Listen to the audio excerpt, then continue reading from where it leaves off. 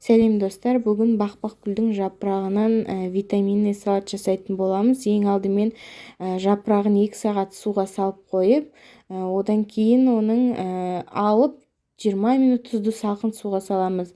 Себебі оның ащылығы кету керек. Одан кейін 4 жұмыртқамызды жақсылап қайнатып аламыз. Сыртын аршап, осылай дайындап аламыз.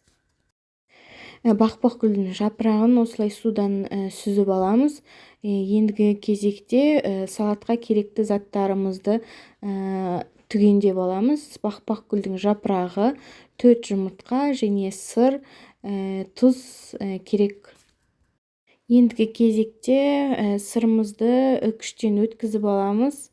Міне сырымызды дайындап алдық. Ендігі кезекте жұмыртқамызды майдалап 4 бұрыштап турап аламыз.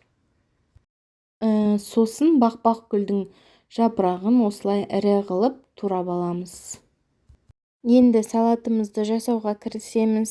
Ең алдымен тұзымызды салып аламыз, артынан жұмыртқаны туралған.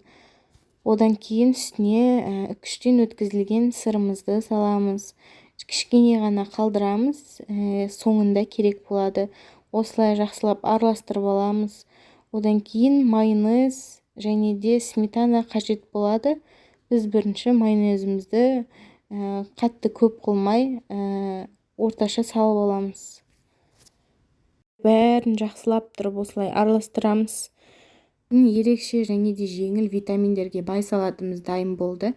Бақбақ гүлдің жапырағын сәуір айының 20-сына дейін теріп алу қажет. Гүлдер шығарғаннан кейін олар ащы болады. Астарыңыз дәмді болсын. Егер ұнаса лайк басып, комментарий жазып, подписаться ету ұмытпаңыздар.